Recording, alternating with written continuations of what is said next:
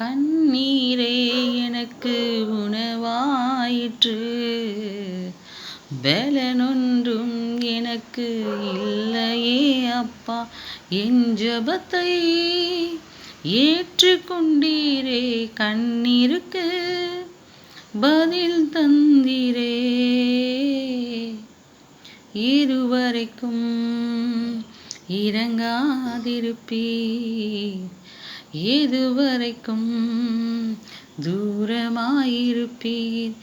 என்ன மறக்காதீங்க, என்ன மறந்திடாதீங்க. உங்க சமூகத்தை விட்டு என்ன தள்ளிடாதீங்க. என்ன மறக்காதீங்க, என்ன மறந்திடாதீங்க. உங்க பிரசன்னத்தை விட்டு என்ன தள்ளிடாதீங்க. தூரம் ஓடின நாட்களும் உண்டு, துணிகரமாய் வாழ்ந்த நாட்களும் உண்டு. ஆனாலும் விட்டு கொடுக்கலையே, கிருபையினால் என்னை மீட்டு கொண்டீரே. இதுவரைக்கும் இறங்காதிருப்பீர், இதுவரைக்கும் தூரமாயிருப்பீர். என்ன மறக்காதீங்க, என்ன மறந்திடாதீங்க.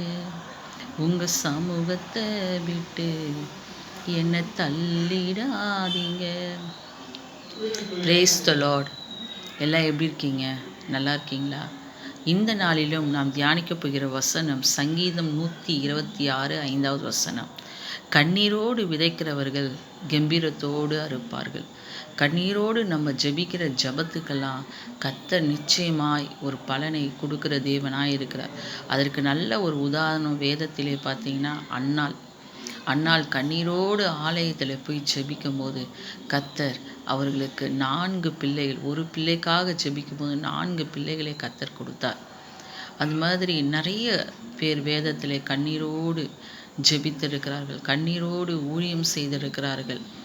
இந்த நாட்களிலும் நீங்களும் எந்த காரியத்துக்கெல்லாம் கண்ணீரோடு ஜெபித்திருக்கிறீங்களோ உங்களையும் கர்த்தர் கம்பீரமாய் அந்த காரியத்தில் உங்களை நிற்க வைப்பார்.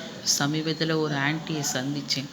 அந்த ஆன்ட்டி சொன்னாங்க, என் மகனுக்காக நான் கண்ணீரோடு ஜெபித்தேன், +2ல் நல்ல மார்க் வாங்கணும், நல்ல ரிசல்ட் வரணும், ஜெபம் பண்ணேன் அப்படின்னாங்க.